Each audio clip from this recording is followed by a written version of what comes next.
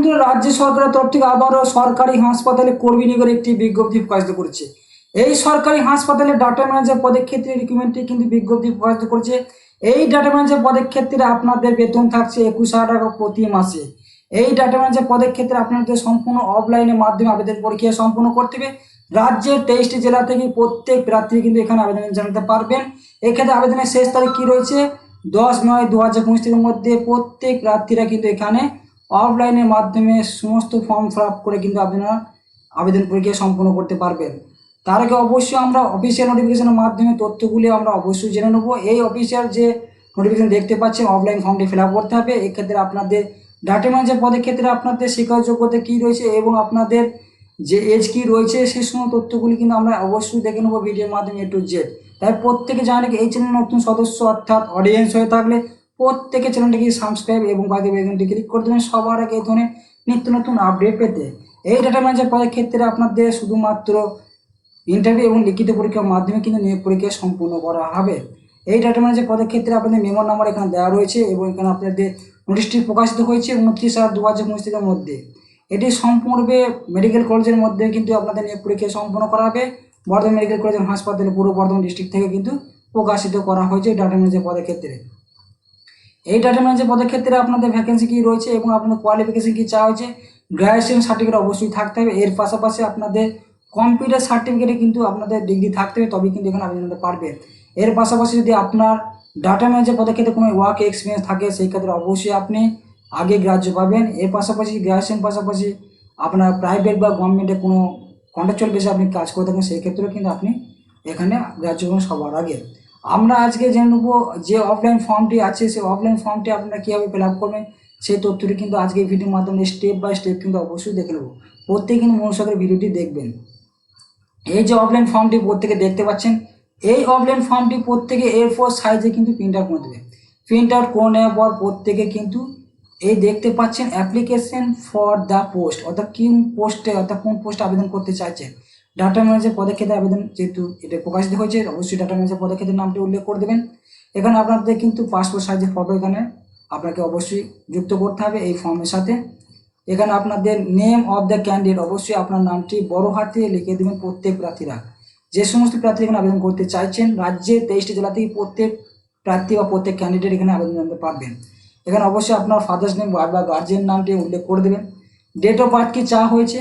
Date of বার্থে আপনার অবশ্যই যে ডেট অফ বার্থ রয়েছে আপনার 31/7/2025 অনুযায়ী আপনার যে বয়স সেটা উল্লেখ করে দেবেন, যেটা অবশ্যই আপনাদের মাধ্যমিক অ্যাডমিট কার্ড এবং জন্ম সার্টিফিকেট কিন্তু অবশ্যই লিখে দেবেন।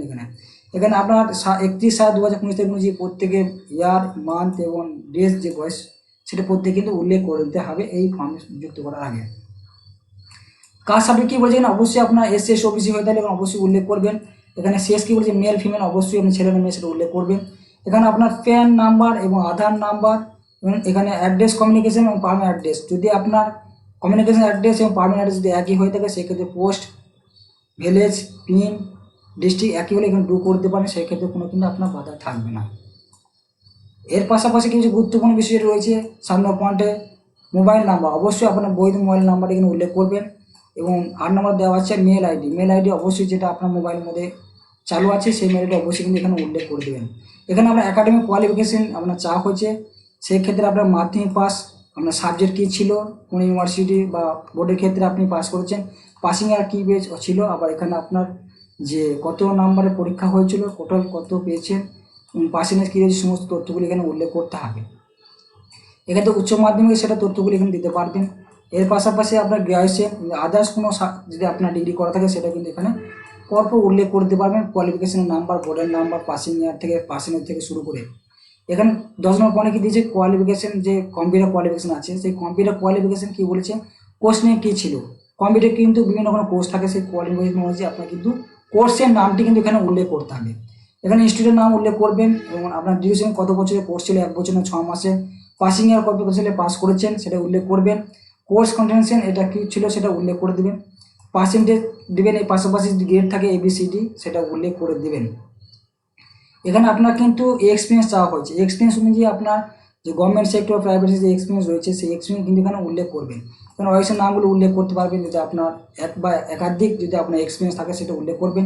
সেটা গভর্নমেন্ট থাকতে পারে, প্রাইভেট থাকতে পারে, বা এনজিও লেভেলে থাকতে পারে। এবং ডিজিগনেশন কি ছিল, কোন পদে আপনি কাজ করতেন সেটা উল্লেখ করবেন। দেন পিরিয়ড, আপনার কবে থেকে কবে কাজ করেছেন সেই সেশনটি আপনাকে উল্লেখ করতে হবে। এবং পাশাপাশি এখানে দিয়েছে টোটাল ইয়ার্স, অর্থাৎ কত বছর আপনি কাজ করেছেন সেটা কিন্তু এখানে উল্লেখ করতে পারবেন। এখানে ডিক্লারেশন দেওয়া আছে, এখানে নামটি উল্লেখ করবেন, এখানে আপনার বাবার নাম উল্লেখ করবেন। আপনি কোন ডিক্লারেশন, এই যে ফর্মটি ফিল আপ করলে ডিক্লারেশন কি, যেহেতু আপনি এই ফর্মটি যে সময় তথ্যগুলি দিলেন সেটা ভুল প্রমাণিত হলে কিন্তু ক্যান্সেল হয়ে যাবে, সেক্ষেত্রে ডিক্লারেশনটি কিন্তু দেওয়া হয়েছে। এখানে ডেট, সিগনেচার এবং সেটা উল্লেখ করে দেবেন প্রত্যেকে, তাহলে আপনার কিন্তু এই অফলাইন ফর্মটি ফিল আপ করা হয়ে যাবে। অফলাইন ফর্মটি ফিল আপ করার পর আপনার সমস্ত যাবতীয় ডকুমেন্টসগুলি কিন্তু অ্যাটাচ করতে হবে।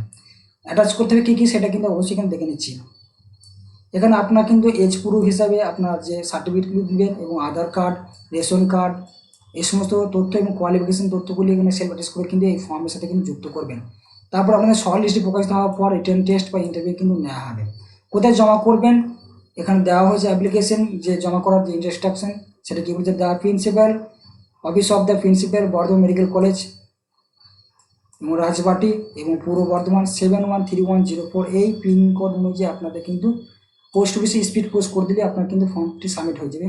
অ্যাপ্লিকেশন শেষ ডেট কী বলছে, 10ই সেপ্টেম্বর 2025 বিকাল 4টার মধ্যে প্রত্যেকে কিন্তু অফিসিয়াল টাইম, অর্থাৎ সোম থেকে শনিবারের মধ্যে প্রত্যেকে কিন্তু অ্যাপ্লিকেশন সাবমিট করতে হবে, নাহলে কিন্তু আপনি আর অ্যাডমিশন করতে পারবেন না, সেটা প্রত্যেকে কিন্তু মাথায় রাখবেন।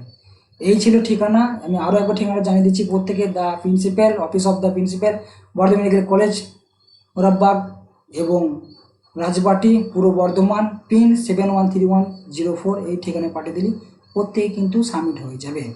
এবং আপনাদের কন্ট্রাকচুয়াল বেসে কিন্তু নিয়োগ করা হবে, সেটা কিন্তু জানিয়েছে। এই ডাটা ম্যানেজার পদের ক্ষেত্রে, অর্থাৎ বর্ধমান মেডিকেল কলেজে কিন্তু এই ডাটা ম্যানেজার পদের ক্ষেত্রে নিয়োগ শুরু হতে চলেছে। প্রত্যেকে আবেদন প্রক্রিয়া সম্পূর্ণ করে দিন।